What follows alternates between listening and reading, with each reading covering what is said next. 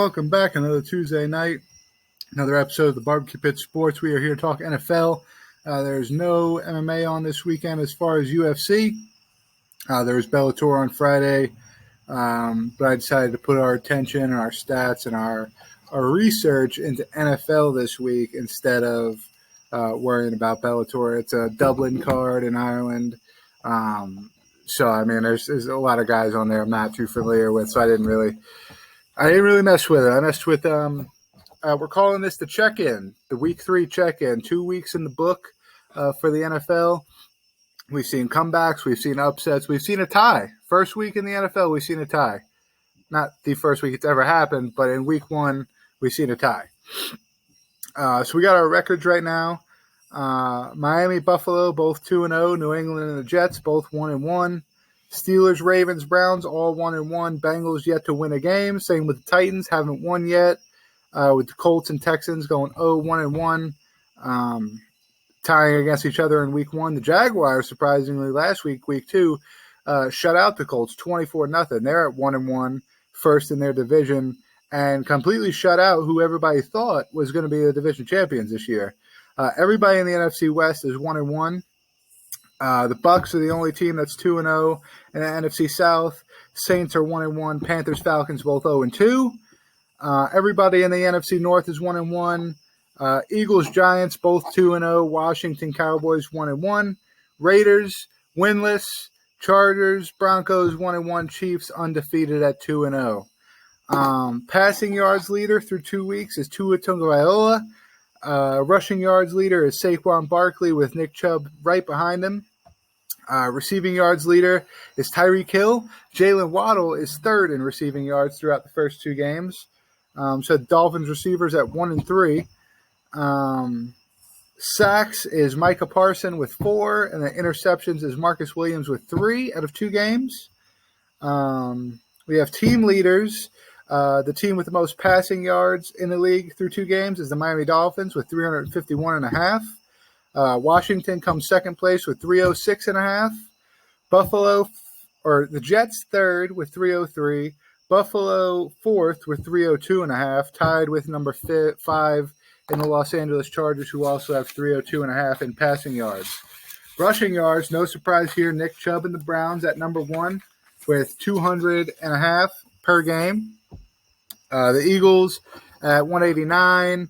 Lions at 186, Niners at 182, and then Saquon and the Giants at 170 at number 5. For yards allowed, as far as the defense, we were talking about the 49ers, who have 210 at number 1. The Buffalo Bills at number 2 at 215.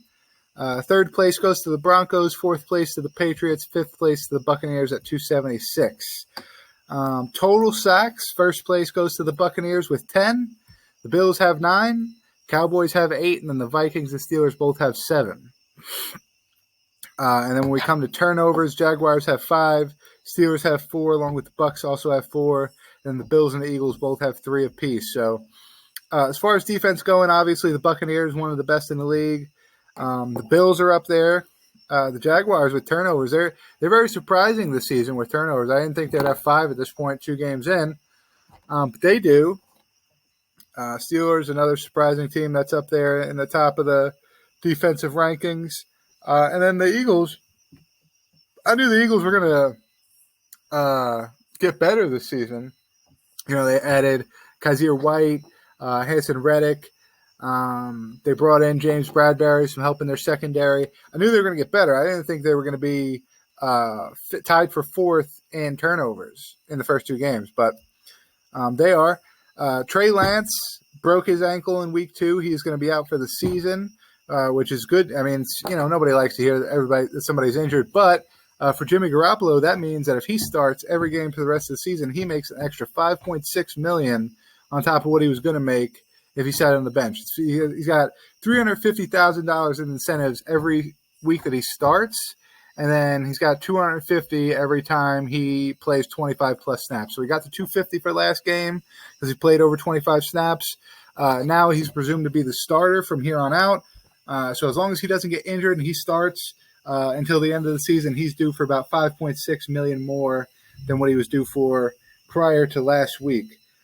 We had three different comebacks in the fourth quarter. I mean, we had three different comebacks on Sunday for week 2. The Dolphins had a crazy fourth quarter comeback against the Ravens. They were down 21. The Cardinals were down 20 points early in the first half. They came back to defeat the Las Vegas Raiders.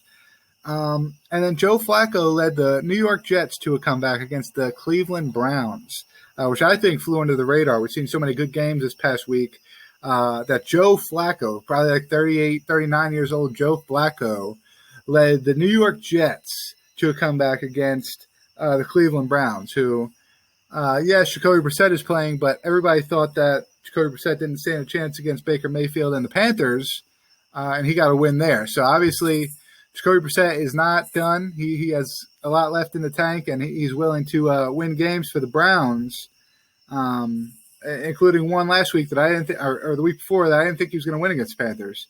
So yeah, he loses by a point to the Jets. Very close game. He had the game in his hands, but Joe Flacco, man, 2022, crazy.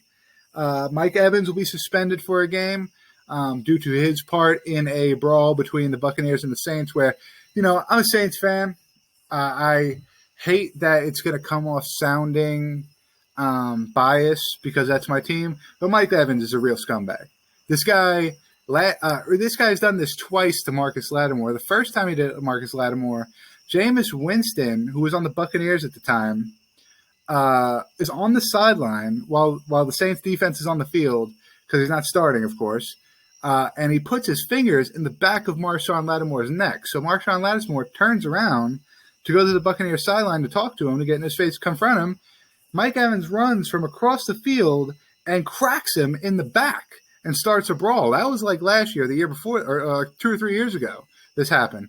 Now this year, Tom Brady instigates a problem with Marshawn Lattimore, sticks his fingers in his face, gets all in his face. Marshawn Lattimore challenges him, gets back in Tom Brady's face. What does fucking punk-ass Mike Evans do? He runs up from behind once again and fucking body checks him across the thing and starts an all-out brawl. This dude, Mike Evans, is an absolute pussy. He will never fight anybody one-on-one in his entire life because he is a fucking punk.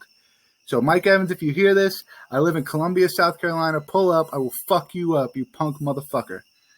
Jalen Waddle and on to more news. Sorry, I didn't mean to fucking break from that and just start talking about something else. Mike Evans, you're a bitch. On to more news. Jalen Waddle and Tyreek Hill are one of the most dangerous duos in the NFL right now. They absolutely went off against the Ravens. And the Ravens have a good secondary. Marcus Peters. Marcus Williams has 3 interceptions through 2 games. They got some good guys in their secondary, and Tyreek Hill's out there burning them. Jalen Waddle's out here catching 75-yard touchdowns. Them 2 guys are going to be I want to compare them to somebody, but I can't remember who those guys were. They're going to be Julian Edelman and Randy Moss for Tua Tagovailoa. They're going to be that for Tom Brady. As Tom Brady got older, Bill Belichick gave him Randy Moss and Julian Edelman to kind of say, here, man, let's give you the tools to win even though you're getting older. This is a young Tua Tagovailoa. He needs weapons desperately.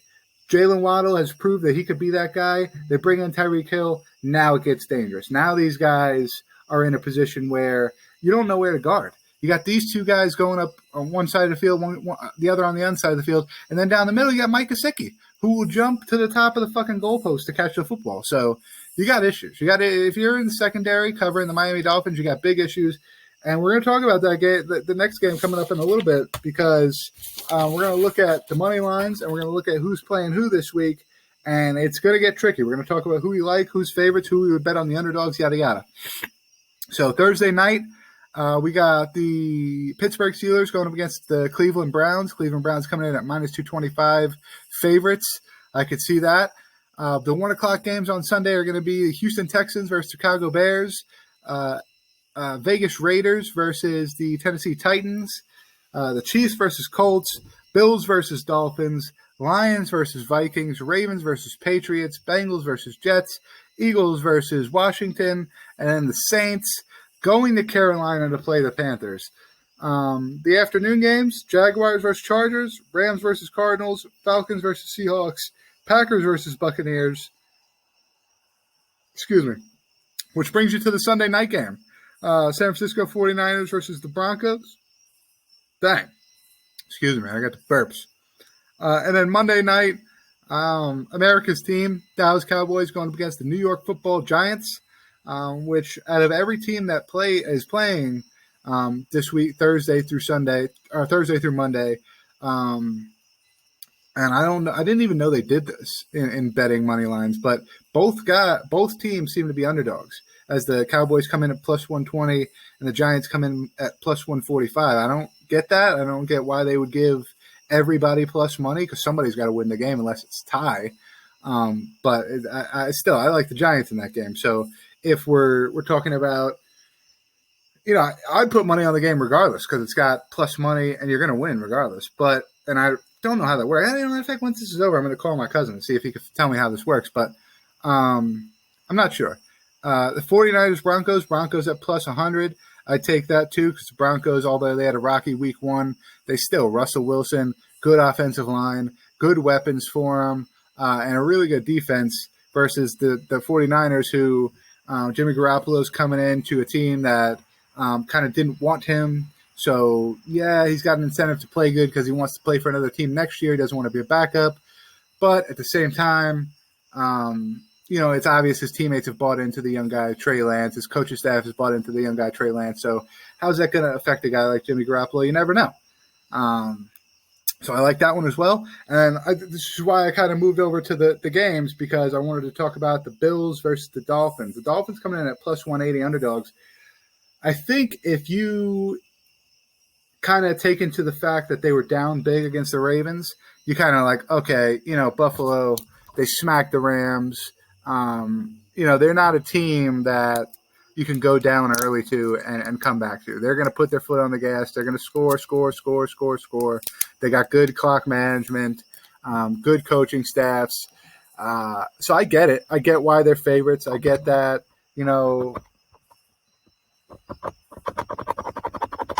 So Buffalo's got a good shot. I don't want to take much away from them, but they lost Dane Jackson last week. I don't know how long he's going to be out for. He had some kind of neck injury. So a little bit of a hit to their secondary, to their slot guys. And then you got that duo, man. You got that duo of Tyreek and Jalen Waddle, along with Mike Gesicki, along with guys that can play in the slot. That would be pretty dangerous for a Buffalo Bills team that's going to a third or fourth string cornerback. So we'll just have to see how it plays out. I don't think the odds should be as stretched out as they are, minus 225 and plus 180, especially talking money lines.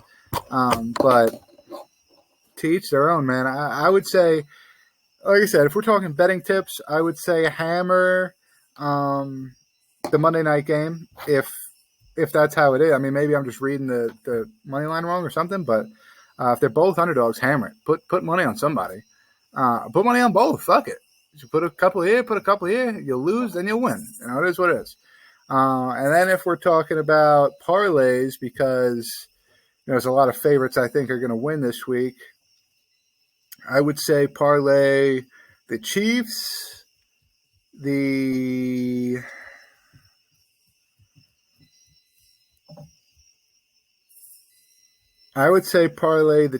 the Chargers,